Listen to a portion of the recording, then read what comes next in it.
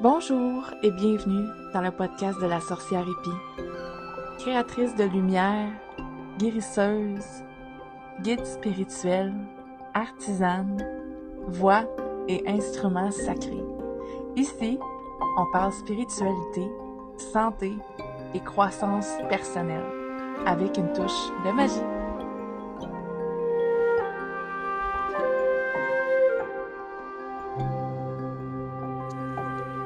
Bonjour et bienvenue dans le podcast de la sorcière Épi, podcast numéro 5.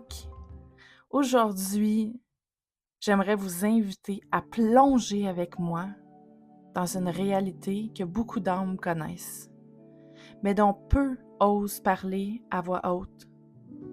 Celle d'être un enfant différent, d'avoir grandi dans un monde où notre lumière dérange, où notre intuition n'est pas comprise, où notre âme semble parler une langue que peu savent écouter. À travers mon histoire, mes blessures, mais aussi ma guérison, j'espère semer une graine dans votre cœur. Celle de la compréhension, celle de l'accueil, celle de l'amour véritable pour nos enfants, pour nos proches et surtout pour nous-mêmes. Être différent, c'est pas une faiblesse, c'est une mission, une force silencieuse qui éclaire les chemins oubliés. Chers auditeurs et auditrices, aujourd'hui, on va parler du chemin d'un enfant différent. Pourquoi c'est important d'en parler? Pour sensibiliser, pour accompagner, pour changer les histoires futures. Si aujourd'hui, tu m'écoutes et que tu te sens interpellé parce que peut-être que toi aussi, tu as été un enfant différent, ben ça va peut-être t'aider à guérir. Et si tu es également un parent, ben ça va peut-être t'aider aussi à accompagner tes enfants d'une façon différente. Je vais commencer par raconter mon histoire personnelle, puis partager des pistes concrètes pour les parents qui souhaitent soutenir leur enfant spirituellement. Donc, mon histoire d'enfant différente. Vous en avez entendu parler si vous avez écouté un petit peu mon podcast numéro 1, mais aujourd'hui, on va aller un petit peu plus loin. On va aller un petit peu plus en profondeur, on va aller gratter plus loin. Parce que je pense que c'est important. Je pense que c'est important. Aujourd'hui, on le voit bien, comment on a grandi, puis ce que les adultes aujourd'hui ont besoin de faire comme cheminement pour guérir. Donc, si on peut aider nos enfants à commencer à guérir très jeunes, on pourrait faire une méchante différence tout le monde ensemble. Donc, comme je le disais, depuis que je suis toute petite, j'ai ressenti une différence vraiment profonde. Dans ma famille, premièrement, l'apparence, c'était quelque chose d'important, la beauté, être mince. C'était extrêmement valorisé. Puis aujourd'hui, je mentionnerai pas de nom. Je crois pas que c'est nécessaire de le faire non plus. J'aime ma famille, puis j'adore ma famille. Je veux faire cette parenthèse-là parce que je veux pas que personne se sente dévalorisé dans cette histoire-là. Mais j'ai entendu des phrases comme « Tu trouveras jamais de chum si tu perds pas de poids ». Même si c'était pas dirigé contre moi directement, c'était imprégné dans l'air que je respirais. Puis pourtant, à l'intérieur de moi, je sentais d'autres choses.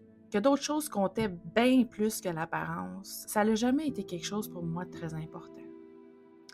Même si pour moi, c'est important de me sentir bien dans mon corps, dans mon esprit, puis de me sentir belle, je pense qu'il y a beaucoup plus que ça.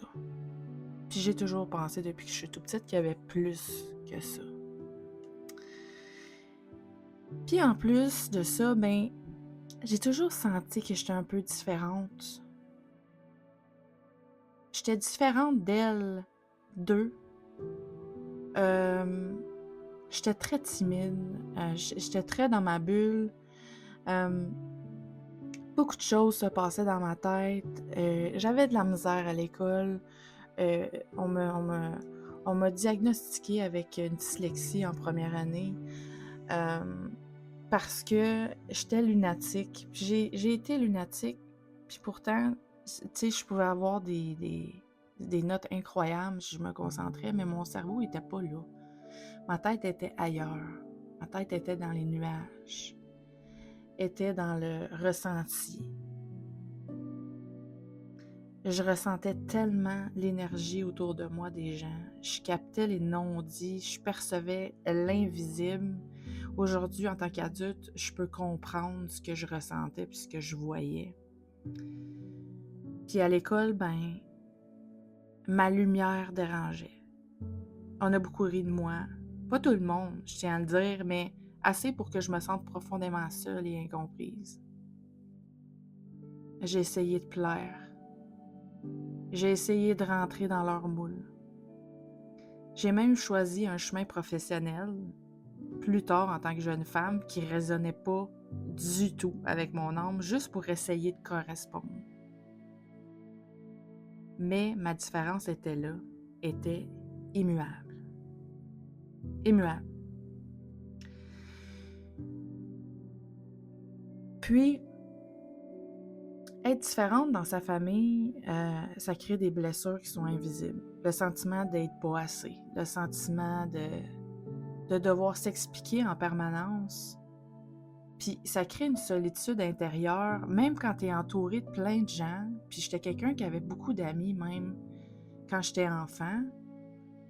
Mais j'avais quand même ce sentiment-là d'être seule et incomprise. À la maison, je me sentais que j'étais pas ce que j'aurais dû être. Puis j'ai été guidée de façon à ce que je me suis dirigée vers une vie qui n'était pas la mienne. Je me suis dirigée vers une facette de moi-même que je n'étais pas du tout. Parce que j'essayais de plaire, parce que j'essayais d'être approuvée, parce que j'essayais d'être normale. Ça l'a même rendu jusqu'à avoir honte de ma propre lumière. Puis j'ai appris à diminuer mon énergie pour pas déranger les autres. J'ai appris à pas dire mon opinion.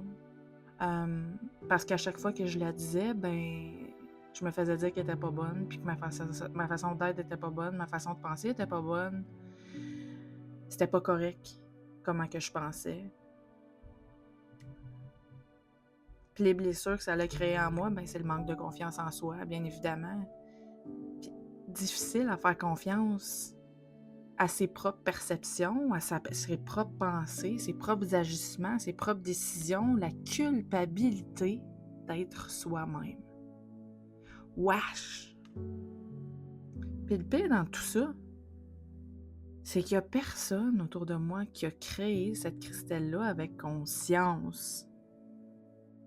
Parce qu'on s'arrêtait pas à ce genre de choses-là avant. C'était moins parlé, c'était moins discuté, puis les gens ont fait du mieux qu'on peut avec l'apprentissage qu'il y avait, puis je tiens vraiment à partager ça avec le cœur léger, avec vous aujourd'hui. Puis si justement aujourd'hui j'en parle, c'est justement pour sensibiliser les gens, puis pas juste les parents, mais sensibiliser comment que les mots sont importants. Les mots s'imprègnent dans notre énergie incroyablement. Un mot peut détruire une personne et ça peut prendre des années à cette personne-là à guérir pour un mot. Un mot peut-être des fois que la personne ne pensait même pas, mais ça l'a quand même créé une blessure.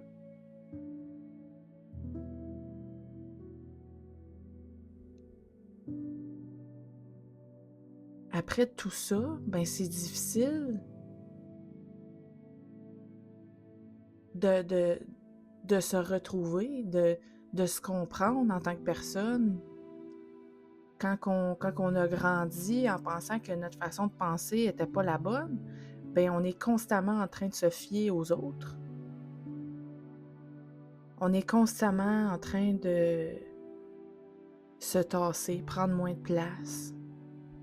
Puis chaque fois que, tu sais, je me souviens très très bien comment que je pouvais, puis je suis sûre que vous allez vous reconnaître, puis peut-être d'autres non aussi, et c'est bien correct, mais je me souviens très bien des moments, avoir des conversations avec mes amis en étant un adulte, tu sais, dans 18, 19, 20 ans, jeune adulte, d'avoir des conversations avec mes amis, puis on n'était pas sur la même longueur d'onde, puis d'être des semaines à me remettre en question, puis à me dire, ben voyons, c'est-tu moi qui est à côté de la plaque? Mais là, tu sais, si on s'arrête là, un petit 2 secondes, tout ce temps-là, je me suis détruit à petit feu, je me suis dévalorisée intérieurement, puis je me suis perdue en tant que personne, puis j'ai fait des mauvais choix, dans le fond, pour plaire aux autres. Puis je me demandais pourquoi je me sentais incomprise, mais c'est juste parce que j'étais pas à la bonne place. Puis parce que je m'écoutais pas. Je pouvais pas me sentir bien, puis être heureuse si je m'écoutais pas profondément. Qu'est-ce que la vraie Christelle? Un manque de confiance en soi, ça peut tellement apporter à prendre des mauvaises décisions parce qu'on est constamment en train de rechercher la validité des autres. Mais je trouve ça important de vous dire que il n'y a personne au monde qui sait le mieux que toi ce que tu as réellement besoin dans la vie. Il n'y a personne d'autre qui peut savoir réellement ce qui se passe à l'intérieur de toi, ce que tu as vécu, ce que tu as traversé, les blessures que tu as à guérir, le cheminement que tu vas faire pour t'y rendre. Tu peux être accompagné par des gens qui ont de l'expérience. Tu peux être accompagné par des psychothérapeutes holistiques, des énergéticiennes, bref, des médecins, etc., etc., etc., pour t'aider dans ton cheminement, mais tu peux le faire seul aussi. Ça, c'est un choix.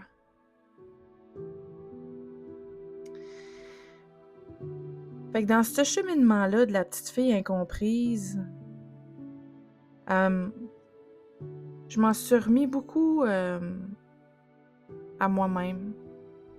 Puis malgré tout ça, j'ai quand même essayé de sortir de ma zone de confort, puis essayé parce que ça a créé une gêne incroyable dans mon corps. Puis je suis née avec cette blessure-là. Il y avait beaucoup plus que... Tu sais, on dit qu'on choisit notre vie, on choisit notre parcours, on choisit nos parents, on choisit notre famille, etc.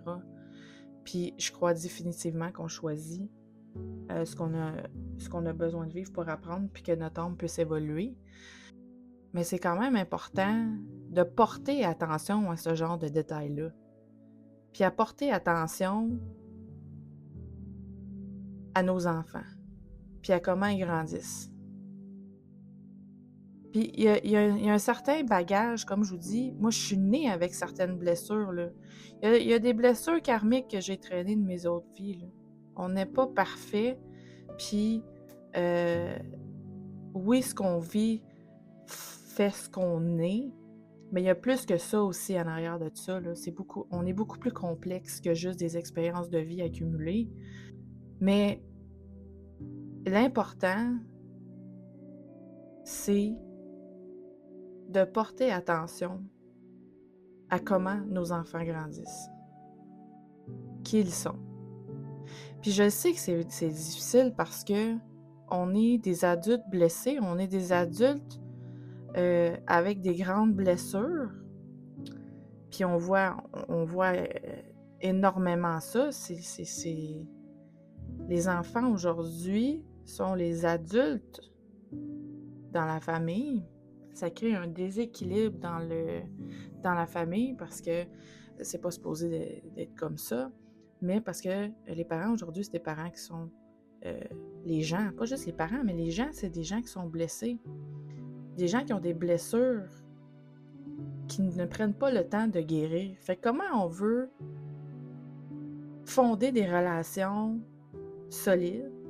Comment on veut montrer et guider nos enfants de la bonne manière quand on n'est même pas capable nous-mêmes de s'accompagner dans notre cheminement terrestre? Puis ça commence vraiment par soi. Tu sais, ce qu'on aurait dû nous apprendre, c'est que la différence, c'est une richesse. Puis que t'as pas besoin d'être comme ton voisin pour être important, pour être cool. T'as pas besoin de faire comme personne. Puis que la lumière intérieure, est précieuse. Puis que cette lumière-là, c'est important de la nourrir chez nos enfants. C'est important de bien les guider dans leur cheminement spirituel. Puis là, je suis pas là en train de vous dire comment élever vos enfants. Parce que j'entends déjà les gens dire « Ouais, mais Christelle, t'as pas d'enfants. » Tu sais, il y en a là, qui sont de même dans la vie. Premièrement, je tiens quand même à dire que j'ai élevé 2 enfants pendant 7 ans.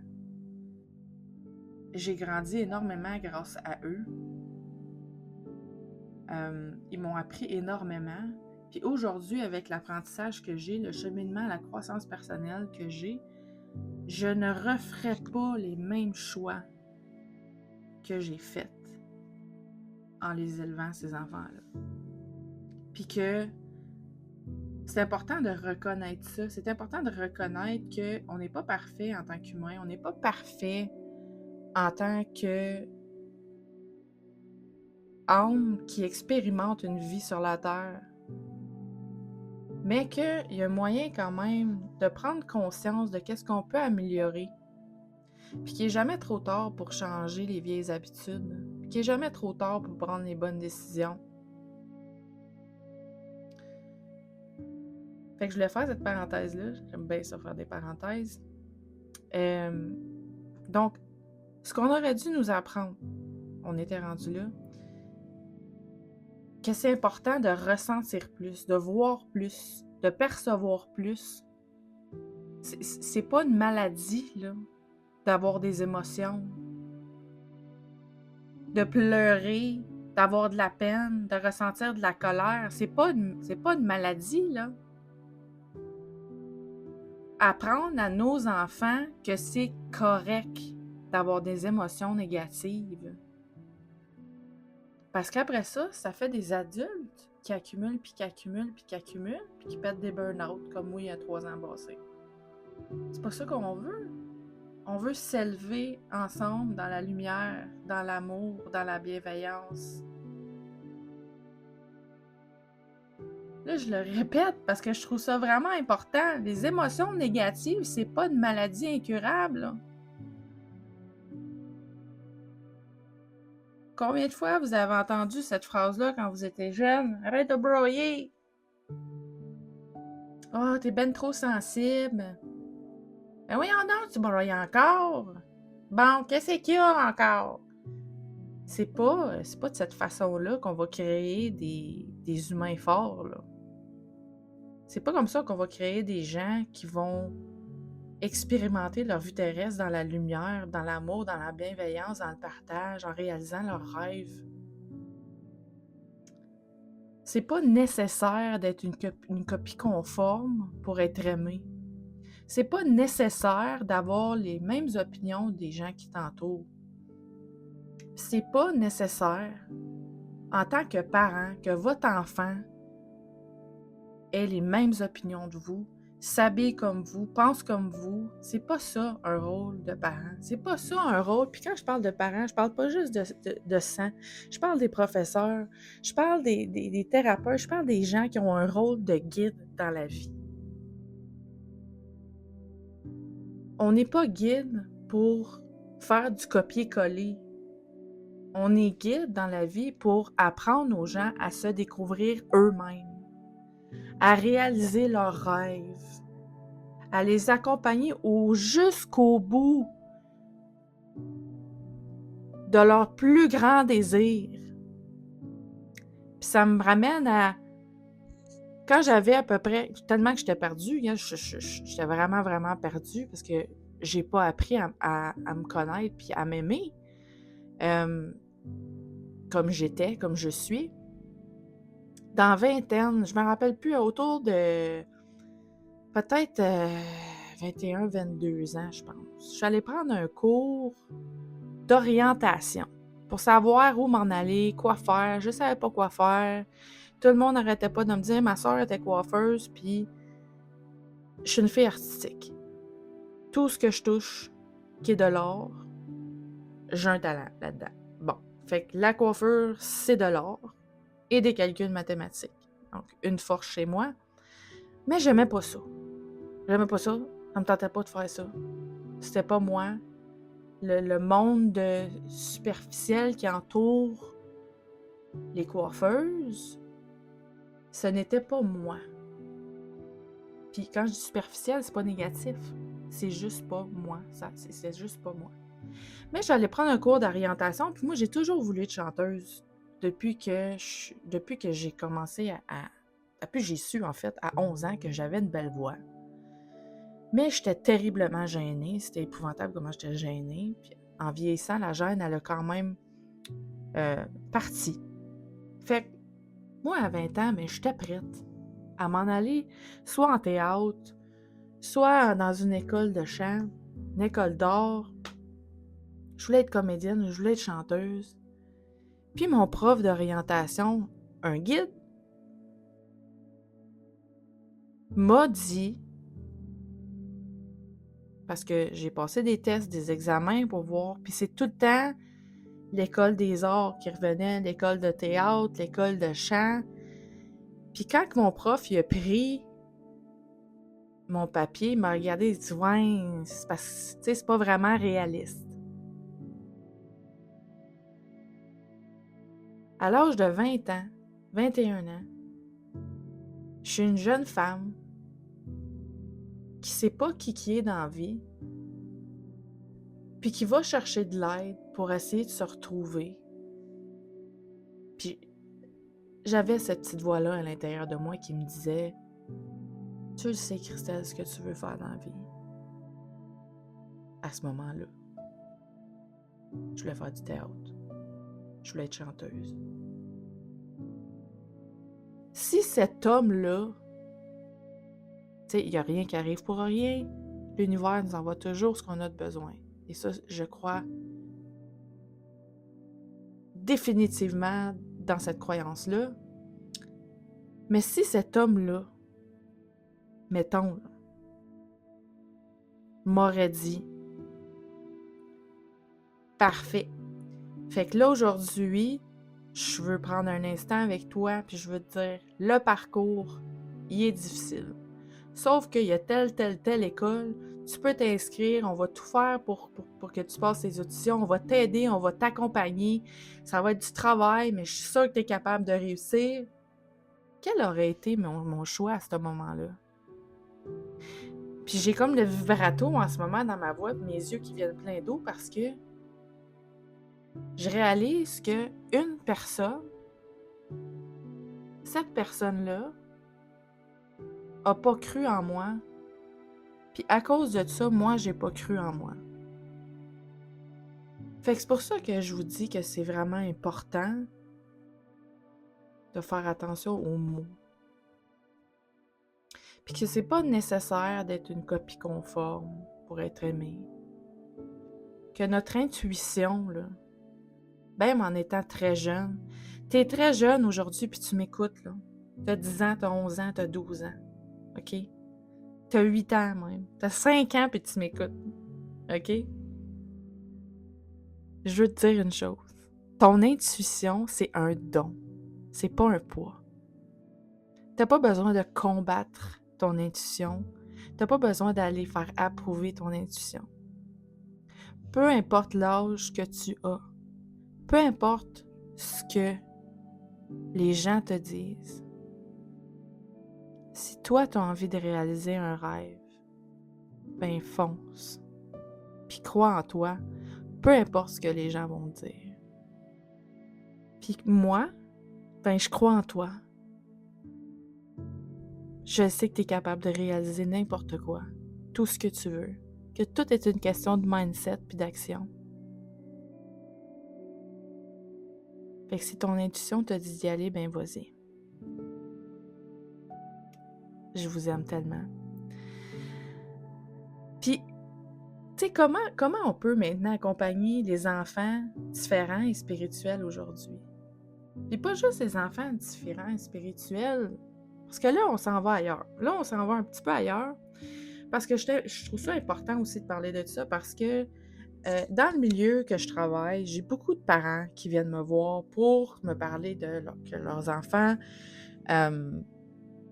ont des dons, entendent des choses, voient des choses, ressentent des choses, parlent avec des âmes.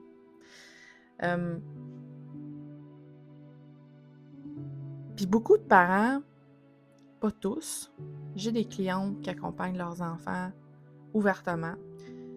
Puis j'ai des parents qui décident de fermer cette porte-là. Puis sachez une chose, c'est que peu importe les conseils que je vais vous donner aujourd'hui, encore là, votre intuition est plus forte que tout, puis suivez votre instinct.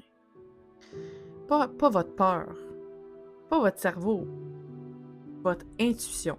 L'instinct et l'intuition, c'est deux choses différentes. Là, j'ai dit instinct, mais c'est pas suivre votre instinct, parce que votre instinct, c'est votre cerveau.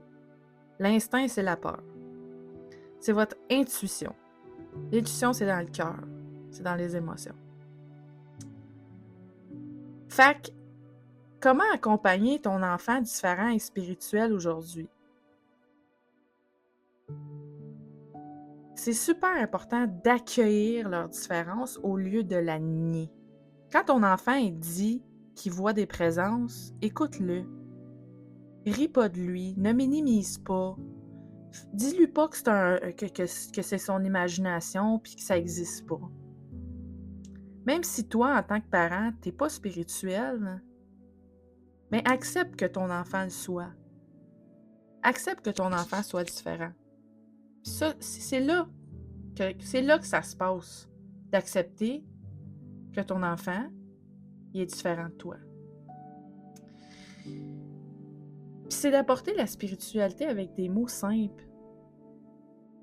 Ce que tu vois, c'est réel pour toi. Tu as un don, tu as un pouvoir, puis tu peux choisir d'accepter ou de repousser ce que tu ressens.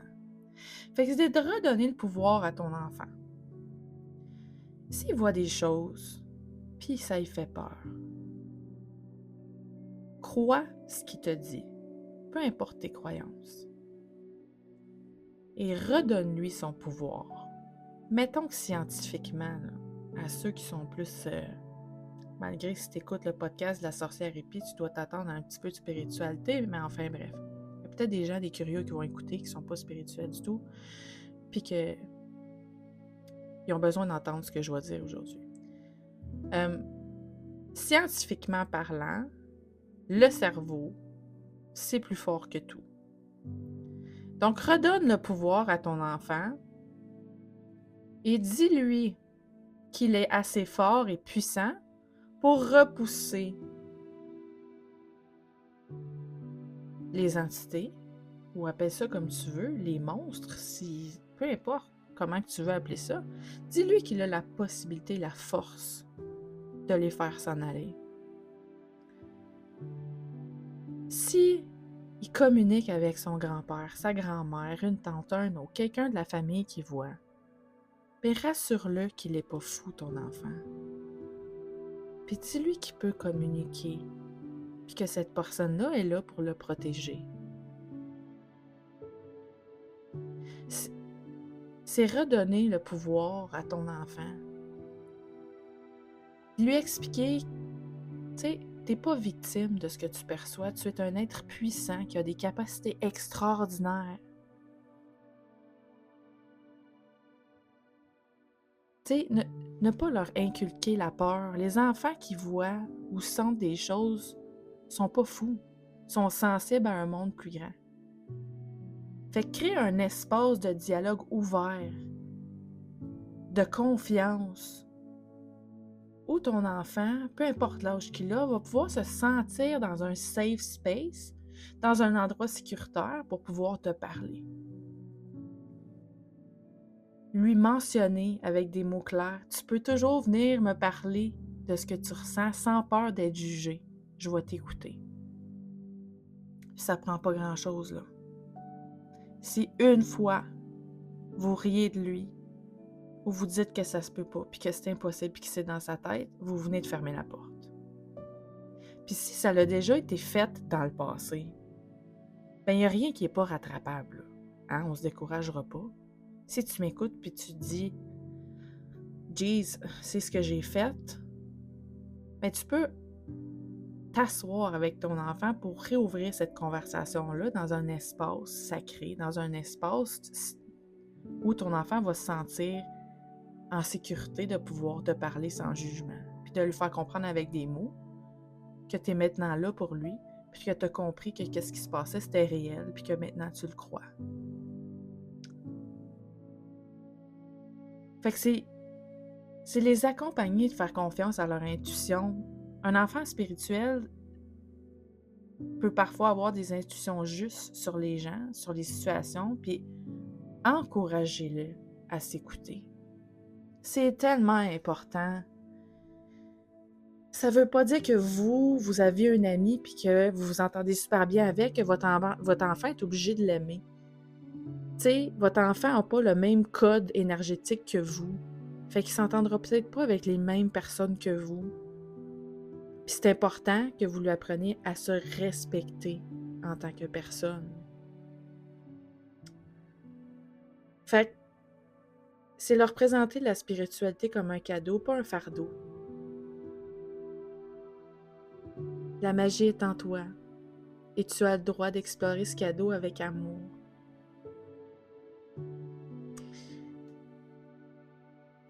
Puis, tu sais, il y a des dangers à nier la spiritualité des enfants parce qu'il y a des parents il y a des gens qui n'ont pas de croyance du tout puis qui sont complètement fermés ou qui en ont peur. C'est à ce moment-là que c'est important de penser plus loin de penser plus loin pour le bien-être de nos enfants. Tu sais, leur faire croire que ce qu'ils ressentent, c'est faux, ben ça les coupe intérieurement. Ça les découpe. Ça les découpe intérieurement, carrément. Ça peut créer des adultes blessés qui doutent d'eux-mêmes toute leur vie. Que tu crois ou non dans la spiritualité, je vais le répéter et le répéter encore, ça crée des adultes déconnectés de leur essence spirituelle. Ça engendre des blessures invisibles qui prennent des années à guérir. On est là-dedans, là. On est là. C'est ce qu'on vit en ce moment. C'est ce que je vis avec mes clients, mes clientes, mes élèves que j'appelle, les gens qui viennent me voir en soins énergétiques, en accompagnement, en guidance spirituelle. On a des générations et des générations de blessures à guérir. Puis ce qui est intéressant là-dedans, si vous ne le savez pas, c'est de guérir, prendre le temps, peu importe le temps que ça prend, petit morceau par petit morceau, Guérir une blessure, c'est guérir 7 générations en arrière, 7 générations en avant.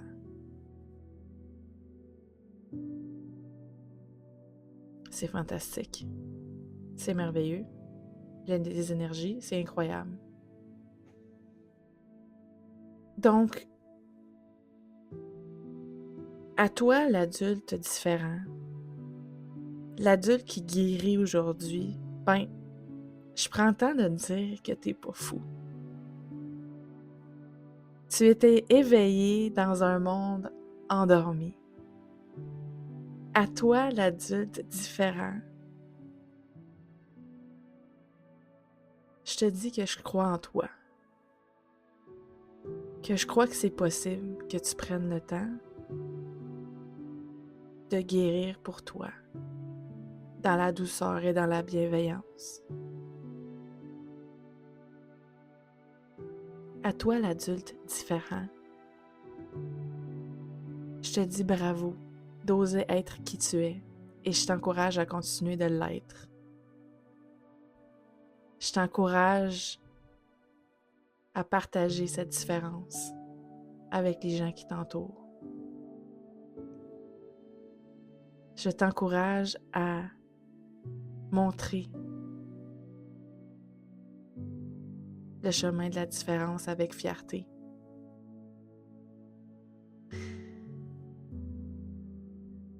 Et maintenant, à toi, le parent d'un enfant différent, ton rôle, c'est pas de le modeler, ton enfant, à ton image, mais de l'aider à devenir la plus belle version de lui-même. Ton rôle, c'est de juste l'aimer avec toutes ses différences. C'est de l'encourager quand il a envie de changer. C'est de le respecter quand il ne pense pas la même chose que toi, même si des fois c'est challengeant.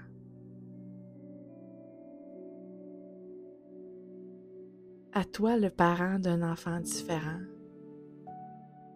j'ai envie de te dire aussi que je suis fière de toi d'avoir eu le courage de mettre des belles petites âmes au monde, puis de te rappeler que c'est un cadeau de l'univers. Que l'univers t'a fait confiance pour guider 2 belles âmes, 3 belles âmes, 4 belles âmes, 10 belles âmes sur cette terre. Puis que ton rôle, c'est tout simplement de les accompagner pour qu'ils découvrent leur plus belle lumière.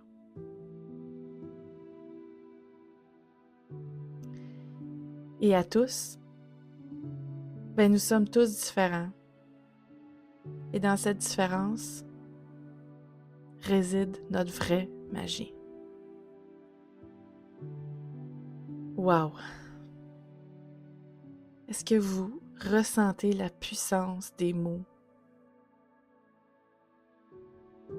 Est-ce que vous ressentez l'énergie qui emplit votre corps présentement? Il y a quelque chose qui est en train de se passer là, présentement. Il y a une énergie qui est en train de changer. C'est comme si on venait d'ouvrir une porte, puis qu'on voyait déjà dans la petite craque la lumière éclatante de l'autre côté, qui brille tout le contour de la porte, puis en l'ouvrant, la lumière est forte et puissante, puis elle est blanche, blanche, blanche, puis on sent les rayons remplir notre corps, réchauffer notre corps, notre cœur. Cette lumière-là, c'est une lumière de guérison. Une lumière de guérison pour toi, pour continuer sur ton chemin d'âme qui expérimente la vie terrestre pour guérir et qui accepte aussi d'être un guide pour les gens qui l'entourent et les enfants qui l'entourent. Cette lumière-là te donne la force. À toi aussi d'accepter d'être différent, mais d'accepter aussi la différence des autres. Donc aujourd'hui, c'est un cadeau que l'univers nous fait. Je ressens nos guides, mes guides et vos guides qui sont là présentement pour nous aider tous ensemble à changer les choses. C'est incroyable comment la différence est un cadeau. Chérissons la lumière différente en nous et dans nos enfants, car ce sont souvent les âmes les plus incomprises qui viennent changer le monde. Donc, après ces paroles pleines de vérité,